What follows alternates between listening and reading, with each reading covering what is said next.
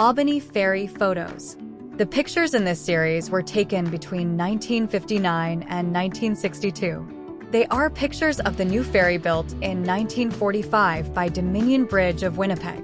It was powered by electricity supplied from a trolley line strung across the river. Ulysse St-Jacques worked on the ferry from 1938. This picture shows the ferry in early spring before it could be put into service for the summer. The picture was taken looking north at the East Hill. In the right-hand corner of the ferry, one of the big guide arms can be seen in an upright position. Two guide arms, one in each corner, ran along a heavy cable to guide the ferry on its course across the river. The engine room faces us. Note the hydro pole in the water. This is the pole that supplied the power to the trolley line. This picture shows the ferry harbored against the cut bank on the East Hill. A walkway made of planks leads from the bank to the ferry to accommodate pedestrian traffic embarking the boat. The men on the ferry are making repairs to ready the ferry for a new season. The tall man is Mr. Phileas Goddard, blacksmith. Ulysse St-Jacques is in the brown sweater, and the man kneeling is probably Mr. Joe Chartier. In this picture, the operator's cabin can be seen on the right, as well as the rowboat, and in the background, the river ice is moving. Here we see Ulysse St-Jacques is walking down the West Hill. Note the ice bridge, which has been in use all winter, and the ferry out of the way off to the side to the right of the East Hill. Meltwater is starting to rise along the river banks. Note also the plank walkways leading from shore to the ice and from the ice to the ferry.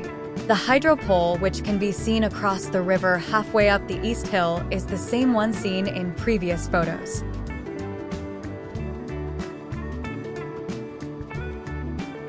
This picture, taken in the summer, shows the ferry in operation. A truck has just been ferried across and seen disembarking at the East Hill. Clearly seen in this picture also is the operator's cabin, the rowboat attached to the ferry, and the guide arms riding on the heavy cable. This picture, taken in late winter, shows the jacking of the ferry out of the river ice. This was an annual event of crucial importance. If this were not done, the ferry encased in thick ice would be swept away or flooded by rising meltwater.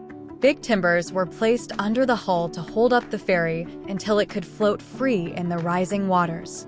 In this picture, the men from left to right are Mr. Louis Surette, Mr. Joseph Alexis Pelland, and Ulysse St-Jacques. This picture was taken in early spring. The ferry has spent the winter parked off to the side. It has now been jacked up and awaits the spring runoff. Water can be seen rising along the river banks. Note the plank walkways for pedestrian traffic. The farm on the left at the top of the West Hill is that of Mr. Noel Chartier. This picture was taken later in the spring. With the water now much higher, the walkways had to be removed and boats used to take pedestrian traffic across. In this picture, Ulysse St-Jacques, on the left, is taking someone across in the rowboat. A second boat can be seen on the far side of the river ice, used to cross the stretch of open water on the west side of the river. This picture shows the ferry in early winter. A channel has been cut in the ice to allow passage of the ferry from side to side. In this picture, the two cables are quite visible. The lower one is the heavy guide cable on which the guide arms run. The other is the smaller drive cable on which the ferry pulls itself across. The latest that the ferry was operated through such an ice channel occurred shortly after midnight mass on Christmas morning in 1953. In this picture, we see that the ferry has broken through the ice at one end and has taken on water. This accident occurred because the jacking and blocking had not been secure enough given the ice conditions, so the enormous weight of the ferry had caused it to break through the ice. It then had to be pulled up on the still frozen riverbank and jacked up again. This picture shows the ferry up on the East Hill with the downhill end jacked and blocked up with timbers. Pedestrian walkway now bypasses the ferry, running from the ice right to the bank. 2 sets of wheel-driven winches can be seen beside the engine room, which is now gone, probably damaged and removed. The winch on the right is the one used to raise and lower the platforms. The wheel replaced the hand crank, which was dangerous to operate. If the dogs failed, the crank could snap back and injure the operator. No such risk with the wheel. The smaller winch on the left was used to lower and raise the guard cables across the ends of the deck. In this picture, you can also see the trolley line and the pulley and cable hanging from it. Springtime. Kids are playing in the meltwater near shore on the ice bridge. Note that the hill is getting soft and muddy.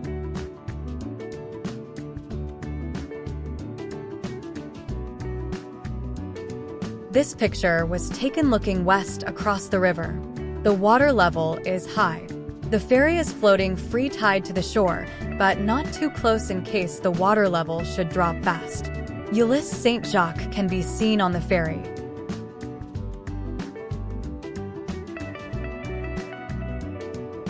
This picture taken in early spring, showing one of the last cars to cross the ice bridge. The melt water along the shore is getting deeper.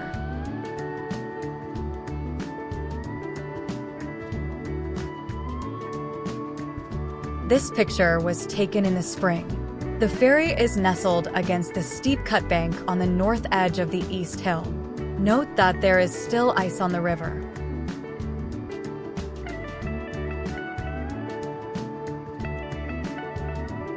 In this picture, school kids are waiting on the ferry to get into the boat with Ulysse St-Jacques to be taken across.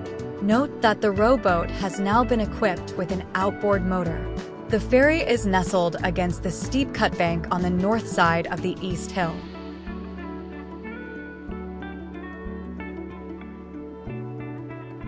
This is another spring picture. The ice bridge is still in use. The ferry is floating free in rising meltwater. Ulysse St-Jacques, in blue, is walking down East Hill towards the ferry.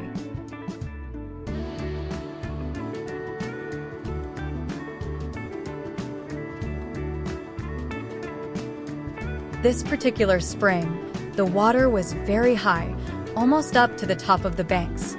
In this picture from the deck of the ferry, one can look out over the road leading away from the East Hill.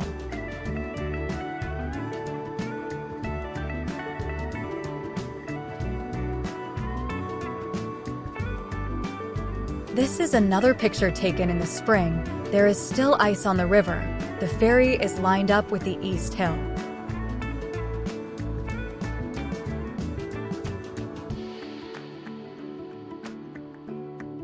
This picture, taken on September 15, 1940 by Mr. D.D. Beazle from Kansas, shows the old Aubigny ferry from the vantage point of the West Hill.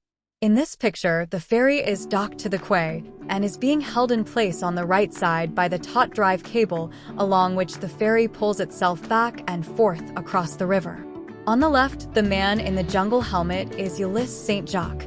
He is dragging a chain to secure the left side of the ferry by tying it to a steel bar driven into the bank.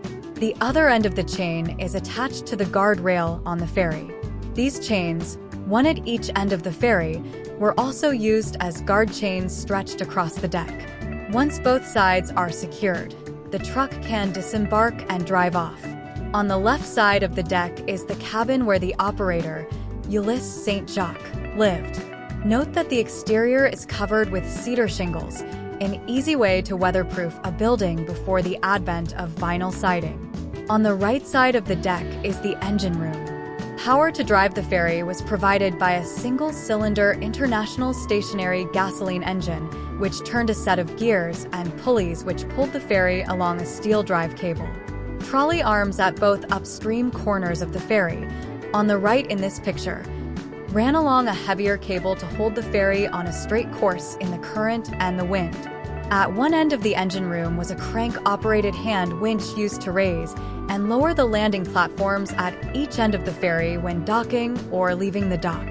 Barely visible right behind the operator is the hand pump used to pump out the hull whenever water would spill in when loading or unloading heavy vehicles. The old ferry in this picture sank in the fall of 1944 and was replaced by a new ferry in the summer of 1945. In 1965, a bridge was built in Aubigny and the new ferry was floated down to St. Adolphe to replace their aging one. Thank you for watching. Hope you enjoyed the video. Bye for now.